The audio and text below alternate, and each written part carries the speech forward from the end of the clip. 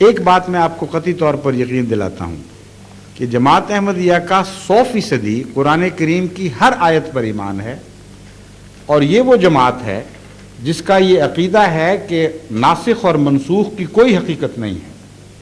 قرآن کریم کا ایک شوشہ، ایک ذرہ بھی منسوخ نہیں ہوا، کیونکہ جس وقت بھی آپ نسخ منسوخ مان جائیں گے، کچھ آیتیں مٹانے والی آ جائیں گی، کچھ مٹنے والی بن جائیں گی، اور قرآن کریم جو فرماتا ہے لا ریب فیہ، اس میں ریب داخل ہو جائے گا۔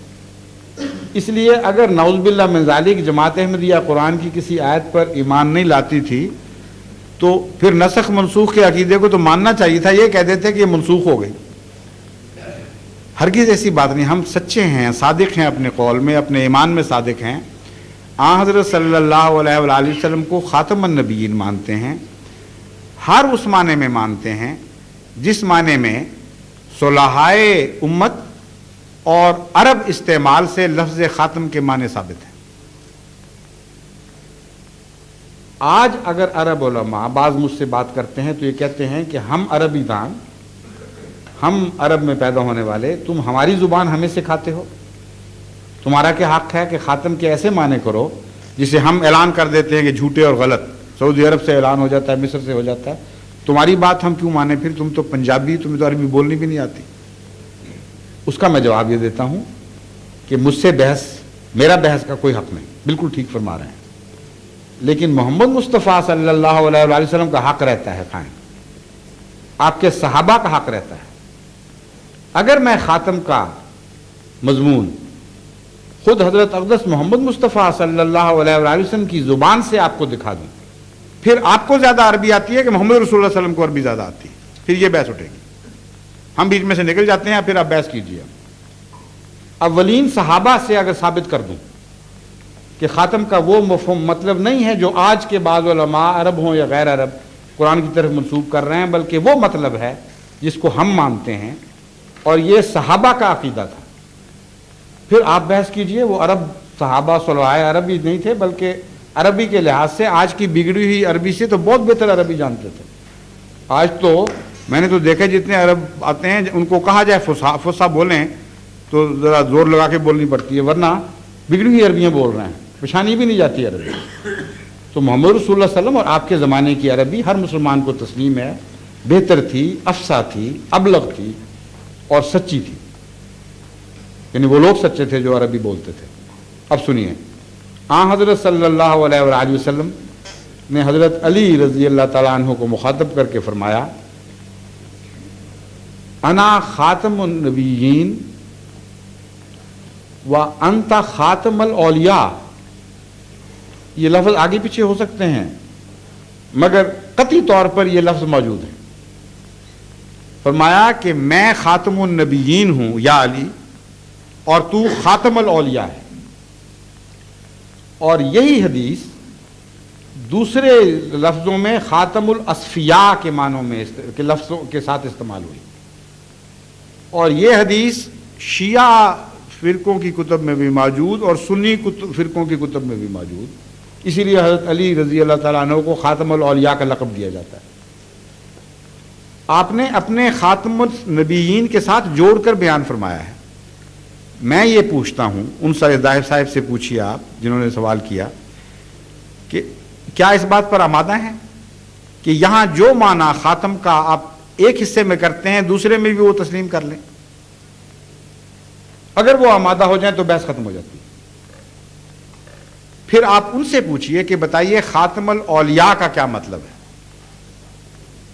اگر خاتم الاولیاء کا مطلب ہے ایسا ولی آ گیا جس کے بعد قیامت تک امت محمدیہ میں کبھی کوئی ولی نہیں پیدا ہوگا اور ولایت کی صف لپیٹ دی گئی ہے، تو پھر جائز ہے کہ ساتھ ہی یہ ترجمہ کیا جائے کہ ہاں جس طرح میں خاتم النبیین ہوں اور میرے بعد قیامت تک کوئی نبی نہیں آ سکتا اور نبوت کی صف گویا کہ لپیٹ دی گئی ہے۔ کیا یہ جائز ہے؟ اگر جائز ہے تو ولایت کو ڈھونڈتے رہیں اس امت میں جو ولایت کے لیے پیدا ہوئی تھی، ولی بنانے کے لیے آئی تھی، اور اعلان کرتی ہے کہ اولیاء اللہ کی جماعت ہے، الا ان اولیاء اللہ لا خوف علیہم ولا هم یحزنون۔ رسول اللہ صلی اللہ علیہ وسلم نعوذ باللہ یہ اعلان کر رہے تھے کہ ہمیشہ کے لیے ولایت ختم ہوگی۔ پھر آگے سنیے، حضرت عائشہ صدیقہ رضی اللہ تعالیٰ عنہا نے ایک کہنے والے کو یہ حدیث پڑھتے ہوئے سنا، یہ حدیث سناتے ہوئے بازار میں اعلان کرتے ہوئے سنا کہ انا لا نبی آبادی، رسول اکرم صلی اللہ علیہ وسلم نے فرمایا ہے کہ میرے بعد کسی قسم کا کوئی نبی نہیں۔ یہ حدیث آپ نے کسی کو پڑھتے ہوئے سنا، آپ نے اسے بلایا، فرمایا قولوا انہ خاتم الانبیاء ولا تقولوا لا نبی بعدہ، یہ تو کہو کہ حضرت محمد مصطفیٰ صلی اللہ علیہ وآلہ وسلم خاتم الانبیاء ہیں، مگر یہ نہ کہو کہ آپ کے بعد کوئی نبی نہیں۔ اب حیرت کی بات ہے کہ اولین دور میں وہ معزز ترین خاتون جن سے امت محمدیہ کے علماء کہتے ہیں کہ ہم نے آدھا دین سیکھا، جو رسول اللہ صلی اللہ علیہ وسلم کے ہاں پرورش پائیں، آپ کی تربیت کے نیچے بڑھی آگے اور آپ سے دین سیکھ کر دوسروں کو سکھانے والی تھی، انہوں نے کیا محسوس کیا؟ خطرہ، کوئی فرق محسوس کیا؟ آگے چلیے، اسی دور کے عرب کلام کے محاورے کو دیکھیے، آپ حیران ہو جائیں گے یہ دیکھ کر کہ عرب تو خاتم کا لفظ بے دھڑک استعمال کرتے ہیں اور کسی اور معنی میں کرتے ہیں، زمانی لحاظ سے آخری میں نہیں کرتے۔ چنانچہ کہتے ہیں متنبی خاتم الشعراء تھا، کہتے ہیں بو علی سینا خاتم الاطباء تھا، اور کوئی خاتم الحکماء بن گیا، کوئی اطباء بن گیا، کوئی خاتم الاولیاء ہو گیا۔ خاتم کا لفظ تو پھیلا پڑا ہے عرب استعمال میں۔ کیا یہ مطلب ہے کہ بو علی سینا کے بعد کبھی کوئی طبیب پیدا نہیں ہوگا؟ کیا یہ مطلب ہے کہ متنبی کے بعد کوئی شاعر پیدا نہیں ہوگا؟ اگر تقویٰ سے کام لینا ہے، سمجھنے کی کوشش کرنی ہے تو تلاش تو کریں کیا مطلب ہے۔ مطلب یہ ہے کہ جب کوئی کسی کو یہ کمپلیمنٹ دینا چاہے، یہ اعلان کرنا چاہے کہ میں تجھ سے افضل کسی کو نہیں سمجھتا، تجھ سے بالا کسی کو نہیں سمجھتا، تو آخری لفظ ہے اس میں، لاسٹ ورڈ ہے، تو اس وقت عرب خاتم کا لفظ استعمال کرتا ہے۔ انسان کے استعمال میں تو غلطی ہو سکتی ہے، متنبی کے بعد بھی اس سے بہتر آ سکتے تھے، لیکن متنبی کو خاتم کہنے والے نے، متنبی کو خاتم کہنے والے نے انہی معنوں میں خاتم کہا کہ میرے نزدیک تیرا مقام شعراء میں سب سے افضل ہے، اور بو علی سینا کو اطباء میں خاتم کہنے والے نے یہی مراد لی کہ اس کا مقام سب سے افضل ہے۔ انسان جیسا کہ میں نے بیان کیا، نہ عالم الغیب، نہ اس کو ذاتی طور پر دل میں ڈوبنے کی طاقت، اس کو کیا پتا کہ کیسا ہے، مگر اللہ جب گواہی دیتا ہے، اور اللہ نے ایک بار گواہی دی ہے خاتم کی، سارے مذاہب کی کتابیں اٹھا لیں، آج تک خدا نے کسی نبی کے متعلق لفظ خاتم استعمال نہیں کیا سوائے ہمارے آقا و مولا حضرت اقدس مولانا حضرت محمد مصطفیٰ صلی اللہ علیہ وسلم کے متعلق۔ فرمایا ما کان محمد ابا احد من رجالکم ولکن رسول اللہ و خاتم النبی۔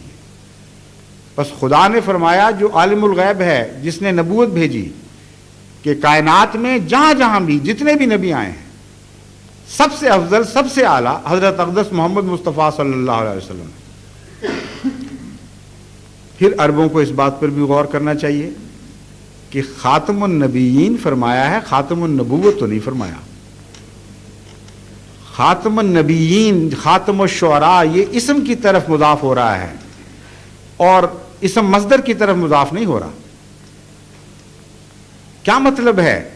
مطلب یہ ہے کہ جتنے بھی اس گروہ کے وجود ہیں، ان گروہوں میں خاتم ہے۔ اب خاتم ہے کیا، اس کو جب آپ سمجھیں تو معاملہ اور بھی کھل جائے گا۔ خاتم انگوٹھی کو نہیں صرف کہتے، بلکہ ایسی انگوٹھی کو کہتے ہیں